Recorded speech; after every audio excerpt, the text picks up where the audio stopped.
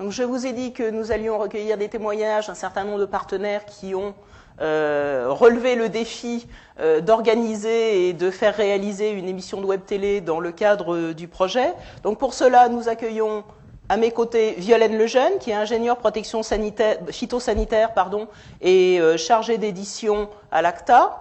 Nous retrouverons également Valérie Fleury à Paris. Valérie Fleury qui est responsable du service valorisation-diffusion de l'ITAVI, l'Institut technique de l'aviculture. Et nous aurons également une intervention de Nathalie Collin, qui est chargée de communication à la FNCIVAM. Donc bonjour Violaine, bonjour Valérie, bonjour Nathalie. Bonjour. Ma première question sera pour Nathalie. Dans la mesure où la FNCIVAM, bon alors je sais quand la décision s'est prise, vous n'étiez pas dans le projet, mais vous avez été la FNCIVAM pionnière dans la réalisation d'une émission de web télé dans le projet AgriWeb Télé. Comment avez-vous choisi le sujet sur lequel vous alliez faire cette émission? Bonjour, en fait on a choisi de travailler sur les circuits courts et la relocalisation de l'agriculture. Déjà parce que c'est un axe assez fort dans notre réseau. Il y avait beaucoup d'expériences, beaucoup de ressources. Ça nous permettait de les valoriser et de valoriser également le travail de nos partenaires. Et puis aussi aujourd'hui, on s'aperçoit que les circuits courts, ça montre l'appétit qu'ont à la fois les producteurs et à la fois les consommateurs pour revenir à des relations plus proches. Et pour nous, c'était important de valoriser les circuits courts pour montrer que c'était vraiment un axe du développement durable. Violaine, le choix de votre sujet? Nous avons voulu valoriser une réflexion qui avait déjà été menée avec les instituts techniques agricoles des grandes cultures, le ministère de l'Agriculture et la MSA, entre autres. Une réflexion qui est à l'heure actuelle au cœur des débats qui sont importants, notamment avec le Grenelle de l'environnement. Et cette réflexion portait sur la protection de l'environnement et la protection de l'utilisateur de produits phytosanitaires. Et comme nous devons de communiquer le plus possible sur ces thématiques, la Web TV a été l'opportunité d'avoir un nouveau mode de communication. Valérie, là aussi, je vais vous poser la même question. Le choix du sujet, donc c'était un sujet plutôt pisciculture et pas aviculture. Pourquoi ?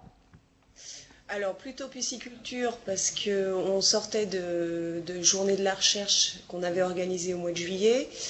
Notre collègue Aurélien Tocqueville, c'est vrai qu'on l'a un petit peu choisi parce qu'il est assez, comment pourrais-je dire, il aime bien toutes les choses qui sont novatrices. Et puis il avait développé avec le CIPA et d'autres partenaires un outil sur la durabilité en pisciculture qu'il souhaitait mettre en avant. Et voilà, une façon nouvelle de mettre en avant un outil. Voilà, c'est pour ça qu'on a choisi ce sujet.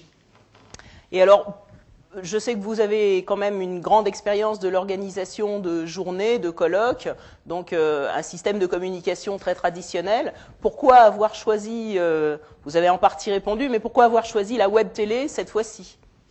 Alors le petit plus, ce qui nous a plu, c'est l'aspect vidéothèque. Les séquences, l'émission est séquencée, mise en vidéothèque. Ça veut dire aussi que les gens qui ne peuvent pas être présents en direct ont quand même la possibilité de pouvoir suivre l'émission, choisir également le thème de l'émission qui les intéresse le plus et pouvoir les visionner. Ça permettait de toucher effectivement beaucoup plus de monde. On l'a vu par le retour des mails en direct et après l'émission, notamment de tout l'aspect formation, de centres de formation qui nous ont témoigné leur intérêt pour cette émission. Nathalie, quelque chose à ajouter sur l'intérêt de l'émission de web télé plutôt qu'un événement plus ordinaire, plus habituel? Donc, je pense que de toute façon, ce sont des formes complémentaires. Après, il y a la même raison de vidéothèque qui permet la vidéo à la demande. Il y a aussi le souci, dans un réseau d'éducation populaire, de familiariser nos membres avec les nouvelles technologies et puis de les initier à cette forme un petit peu nouvelle d'outils. Donc ça, c'était aussi important pour nous dans notre participation au projet. Violaine, je suppose que préparer une émission de web télé, ça n'induit pas les mêmes contraintes que préparer une réunion, préparer un colloque. Le travail de préparation consiste en quoi ? Alors il y a 2 points qui me paraissent importants à souligner. Déjà, c'est la mobilisation des intervenants et la gestion du temps de préparation. Concernant la mobilisation des intervenants, donc bien évidemment, il faut les motiver pour qu'ils viennent s'exprimer en public devant la web TV. Donc il faut bien leur expliquer ce qu'ils vont pouvoir y gagner. Et on pouvait aussi les motiver parce que ça demande quand même du temps, et leur dire on peut aussi vous interviewer via la visioconférence, ce qui permettait qu'ils ne se déplacent pas sur le plateau de Dijon, et bon, du coup ça permettait de gagner pour eux du temps, et c'était un peu plus simple pour les motiver. Par rapport aux gestions du temps de préparation, il ne faut pas s'y prendre à la dernière minute. Il y a beaucoup de choses qui peuvent au dernier moment ne pas fonctionner, donc il faut bien préparer l'émission. Ça, je pense que Sabine l'a déjà bien dit tout à l'heure. Il fallait construire le déroulé avec l'animateur, avec les intervenants, donc ça prend du temps. Au niveau des vidéos, moi j'ai pas eu à les faire, mais par contre je dépendais d'Arvalis Institut Végétal qui les faisait, donc ils étaient en train de les faire, donc fallait quelque part, j'avais pas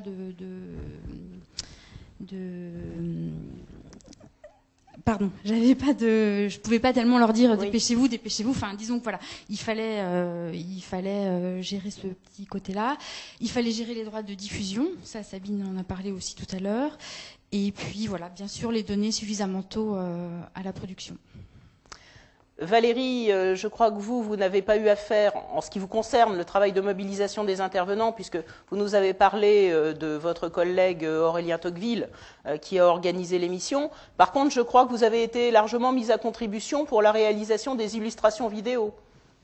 Oui, effectivement. Donc, dès le départ, on s'est réparti un petit peu les tâches. Alors, j'insiste vraiment sur la notion du temps de préparation, et de vraiment s'y prendre à l'avance, ne pas attendre la dernière minute, surtout quand effectivement il y a des vidéos aussi à tourner. Donc, ça veut dire choisir la personne chez qui on va aller tourner, préparer les interviews, aller filmer, faire la prise d'image, revenir en studio. Visionner. Alors quand on n'a pas d'expérience et qu'on se retrouve devant le banc de montage, c'est un petit peu impressionnant. Et malgré tout, avec les formations qu'on avait pu avoir à Gros Sud Dijon, ça nous a quand même bien aidé. Et puis voilà, mais ça c'est vraiment un travail qui se fait vraiment en amont.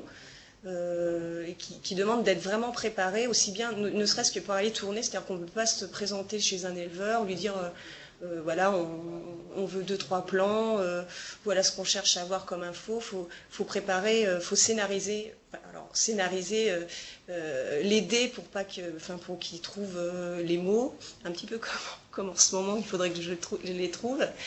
Et puis pour l'émission, j'insiste aussi, ce qui est intéressant, c'est le média training, parce que c'est vrai que même si j'ai pas eu à mobiliser les personnes pour venir en plateau, c'est même intéressant pour nous de voir comment fonctionne l'émission, à quel moment les vidéos vont être lancées, comment les changements de plateau, parce que ça on n'en a pas parlé, mais changer d'intervenant, il faut penser au mire, il faut penser à plein de choses.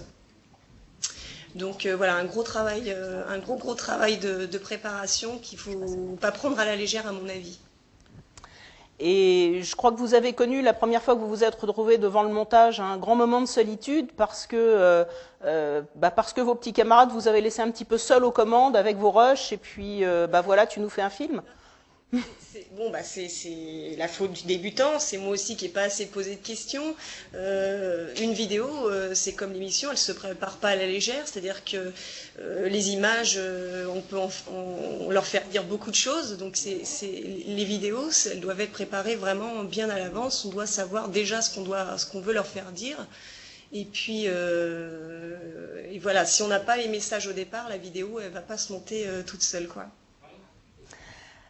Nathalie, On vient de parler de ressources vidéo. Là, il s'agissait de les produire nous-mêmes lorsque lorsque l'Itavi a préparé son émission. Lorsque je vous ai eu au téléphone, vous m'avez parlé aussi de difficultés pour mobiliser les ressources vidéo pour votre émission. Donc en fait, dans le souci de valoriser les productions des groupes, il a fallu faire quand même un travail d'inventaire. La ressource, elle existait, mais on va dire qu'elle était un petit peu cachée parce qu'on n'a pas l'habitude de la valoriser dans le cadre d'une diffusion sur le web. Hein. Et c'est vrai qu'il y a eu un gros travail pour trouver cette ressource, vérifier la qualité du support pour qu'il puisse être vraiment correct à l'affichage sur le web, et la négociation des droits, parce que parfois les droits n'ont pas été négociés pour ce support spécifique du web. Donc effectivement, ça nécessite de s'y prendre bien à l'avance. Mais ça fait aussi ressortir, par exemple, ce manque de ressources dans le réseau. Et puis ça peut donner lieu à, aujourd'hui, on a des projets, justement, on n'a pas eu le temps de le faire pour l'émission, mais maintenant on s'est engagé dans la réalisation de ressources vidéo complémentaires. Vous venez de nous dire que recenser le fond vidéo qui était à votre disposition, éventuellement pour cette émission, ça vous avait pris du temps. À propos de temps, puisque c'est votre mission principale chargée de communication, il y a la préparation de l'émission, mais il y a également l'annonce de l'émission. Si on veut avoir une chance d'être regardé pendant le direct, combien de temps à l'avance pensez-vous qu'il faut annoncer l'émission ? Alors, nous, on a communiqué envers un peu deux cibles, à la fois notre propre réseau, et là, on s'y est pris vraiment à l'avance. On l'avait annoncé dans les temps forts de rencontres, par mail, et plusieurs mois à l'avance, pour commencer à sensibiliser les gens qui étaient curieux, en fait, du résultat et qui se sont connectés le jour de l'émission pour voir un petit peu ce que ça donnait. Et puis après, il y a eu toute l'annonce plus dans nos réseaux partenaires et vis-à-vis de la presse. Donc là, environ 3 semaines avant, on a envoyé un premier communiqué de presse et puis des relances une semaine avant, 2 jours avant, pour que les gens pensent à se connecter, qu'ils aient la disponibilité aussi pour se connecter au moment de l'émission. Donc oui, il faut compter quasi 1 mois avant, commencer à réfléchir à son plan de diffusion. Et donc, après ce travail d'annonce de l'émission, est-ce que vous avez pu mesurer l'impact de l'émission après ? Alors c'était étonnant parce que assez rapidement il y a des gens qui nous ont contactés pour savoir est-ce qu'ils pouvaient utiliser la ressource. Ils voulaient la récupérer sur support DVD pour pouvoir la passer dans des formations, donc ça a été fait. Il y a eu une copie DVD qui a été envoyée aux personnes qui l'ont demandé et qui l'ont utilisée. Ensuite, je sais que pas mal de personnes m'ont contacté pour obtenir certaines des ressources vidéo qui étaient présentées lors de l'émission, pour demander des compléments d'information, demander si les intervenants de l'émission pouvaient se déplacer, etc. Donc, je ne sais pas non plus des centaines de demandes, mais on a eu, plusieurs dizaines de demandes suite à l'émission. Mais c'est vrai que ce travail de valorisation de l'émission, on le continue. Là, j'ai amené quelques publications récentes où on cite l'émission dans les bibliographies de nos ouvrages et on continue aussi à la valoriser parce qu'on pense que c'est vraiment un bon outil de diffusion que le public attend aussi aujourd'hui. Valérie, vous avez eu vous aussi des retours sur votre émission ? Alors des retours, effectivement, déjà on en avait en direct, puisqu'on avait les questions qui arrivaient. On était assez étonnés d'ailleurs du nombre de questions. Et puis on en a eu par la suite par des mails qui nous sont également arrivés. Donc plutôt positif, une bonne mobilisation du public. Et puis également, on a pu avoir des statistiques de visionnage des vidéos lorsqu'elles étaient mises en vidéothèque qui étaient assez encourageantes également. Donc ça nous donne envie effectivement de poursuivre l'aventure et pourquoi pas de refaire une autre émission. D'ailleurs, je crois que c'est déjà dans les cartons. C'est un petit peu dans les tuyaux, mais pour l'instant, je ne vais pas trop en dire plus. Non, bien sûr. Elle n'est pas encore réalisée. C'est un projet, effectivement. Violaine, vous, je crois que vous n'avez pas eu l'impression d'avoir des contacts ou des retours par rapport à l'émission, mais est-ce que vous comptez valoriser quand même cette émission? Alors moi, effectivement, j'ai pas eu l'impression d'avoir beaucoup de retours, enfin en tout cas pas assez à mon goût. Je sais qu'il y a eu des échanges entre techniciens et certains, enfin 2 instituts techniques. Il y a eu des échanges oraux sur l'émission. Par contre, ce qui est très important, enfin un des points importants de la Web TV, c'est qu'on peut mettre en vidéothèque. Et donc, on peut donner un lien et dire aux gens, allez regarder l'émission sur ce lien-là. Ou alors, grâce au moteur de recherche actuel, on peut taper bonne pratique phyto et tomber sur l'émission et redonner une deuxième chance à l'émission. Alors, j'ai demandé tout à l'heure à Sabine de nous donner un petit palmarès de leur réalisation ici à Eduter. Moi, je vais donner un tout petit palmarès des réalisations qui ont été faites dans le cadre du projet AgriWeb Télé. Donc, avant cette émission d'aujourd'hui, nous en étions à 7 émissions. Les statistiques que m'a communiquées Sabine ont été arrêtées au 13 novembre après 6 émissions. Qui ont constitué 12h30 de programme. Les émissions avaient une durée entre 1h30 et 2h. Une fois mises en vidéothèque, ces 6 émissions ont constitué 42 séquences, donc disponibles sur le site, sur la vidéothèque de Sati TV. Sur le succès des directs, on a enregistré entre 50 et 100 connexions selon les émissions lors du direct. Par contre, on a évoqué la deuxième vie des émissions grâce à la vidéothèque. Et donc, on peut dire que l'essai est transformé puisqu'il y a eu en tout 5868 visionnages, donc arrêtés à la date du 13 novembre, je le disais, sur les différés des émissions que nous avons réalisées. Je vous remercie Violaine, je vous remercie Nathalie, je vous remercie Valérie. Il nous reste à aborder un dernier sujet dans cette émission où là nous allons plus spécifiquement parler de formation.